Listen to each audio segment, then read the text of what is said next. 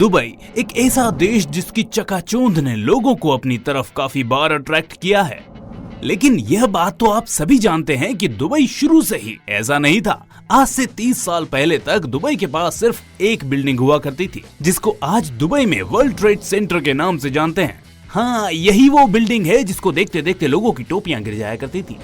लेकिन अब इन 30 सालों में दुबई एक के बाद एक कंस्ट्रक्शन प्रोजेक्ट लेकर आया, जिसने दुबई की किस्मत ही बदल डाली। और आज दुबई इस दुनिया में टूरिज्म के लिए अट्रैक्शन का केंद्र बना हुआ है।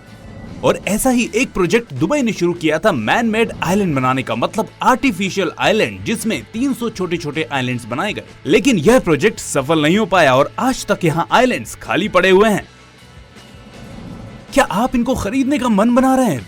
तो चलिए, आज इस वीडियो में हम इसी बारे में बात करने वाले हैं कि क्या वजह थी कि वहाँ आइलैंड्स आज तक खाली पड़े हुए हैं और यह प्रोजेक्ट बाकी प्रोजेक्ट्स की तरह सक्सेसफुल क्यों नहीं हो पाया।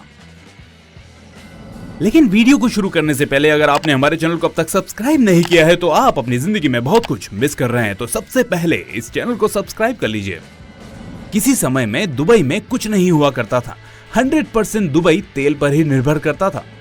लेकिन दुबई के रूलर शेख मोहम्मद बिन अल रशीद मखतूम ने दुबई में वह काम कर दिखाया जिसकी मिसाल पूरी दुनिया में आज तक दी जाती है। वैसे तो आज से 30 साल पहले तक दुबई में सिर्फ एक बिल्डिंग हुआ करती थी, जिसे दुबई वर्ल्ड ट्रेड सेंटर के नाम से जाना जाता है। लेकिन आज के समय में बुर्ज खलीफा, 7 स्टार होटल जैसे कई अद्भुत बिल्डिंग्स आपको दुबई में देखने को मिल जाती हैं।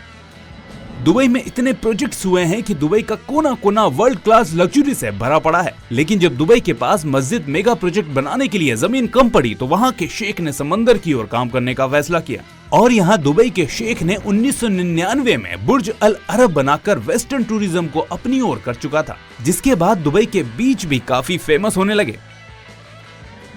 जब दुबई के बीच काफी ज्यादा फेमस होने लगे तो धीरे धीरे फिर दुबई के पास बीचेस की जगह भी कम पड़ गई थी।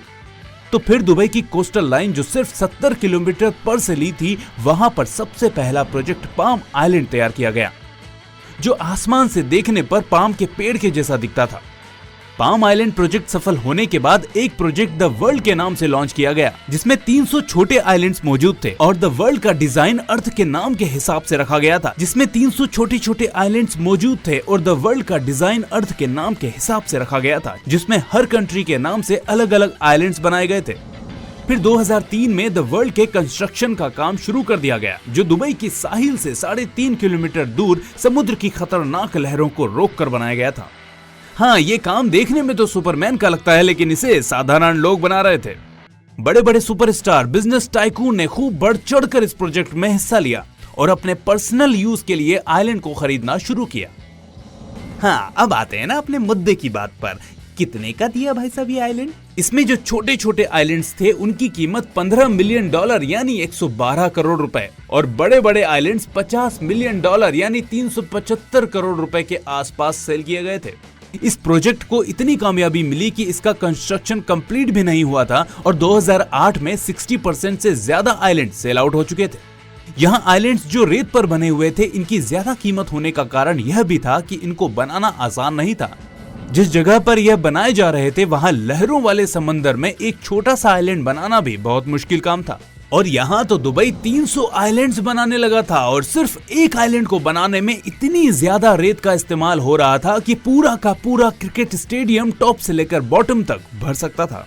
और इसमें जो पत्थर इस्तेमाल किए गए थे उनका वजन 5.5 लाख इंजन के बराबर था। और 9 किलोमीटर लंबा और 6 किलोमीटर चौड़ा यह प्रोजेक्ट बनाने में दुबई गवर्नमेंट को $14 अरब का खर्च करना पड़ा था। और हम आपको बता दें कि इस रकम से दुबई में 9 बुर्ज खलीफा और 14 बुर्ज अल अरब जैसे 7 स्टार लग्जरी होटल बन सकते थे। अब आप सोच रहे होंगे, यार इतना पैसा लगाने के बाद भी यहाँ आइलैंड्स क्यों वीरान पड़े हैं? तो चलिए जानते हैं द वर्ल्ड आइलैंड्स का यह प्रोजेक्ट क्यों हुआ फेल, क्या थे इसके पीछे के वो कारण।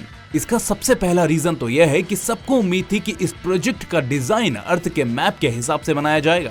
लेकिन प्रोजेक्ट कंप्लीट होने के बाद अर्थ के डिजाइन से इसका डिजाइन काफी ज्यादा अलग था, क्योंकि ज्यादातर आइलैंड्स की शेप एक्चुअल कंट्री के शेप से काफी अलग थी।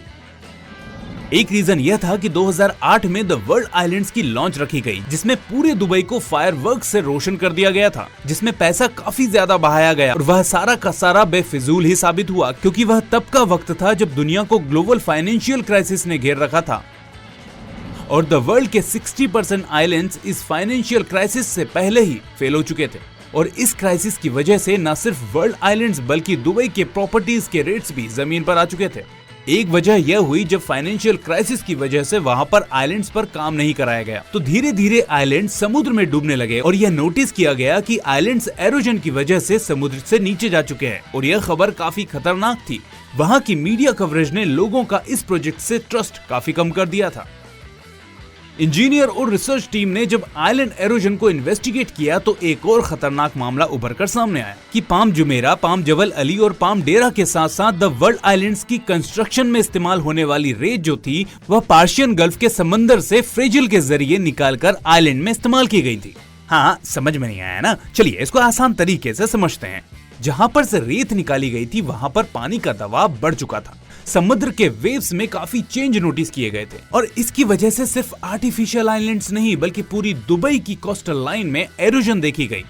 और सैटेलाइट से 2002 से 2008 की फुटेजेस देखी गई तो दोनों में काफी फर्क था क्योंकि कई जगह से कोस्टल लाइन जगह जगह से गायब हो चुकी थी और उसको रोकने के लिए कई जगह पर तो आर्टिफिशियल दीवारें भी बनाई गई थी। कोस्टल लाइन को डबल ट्रिपल करना और नेचर के साथ खिलवाड़ करने से दुबई पर उल्टा असर पड़ा और इस मामले में इन्वेस्टर्स यानी बिजनेसमैन और सेलिब्रिटीज का ट्रस्ट लेवल काफी कम हो गया और तो लेने के देने पड़ गए, यानी कि दुबई को इन्वेस्टर्स को पैसे तक रिफंड करने पड़े।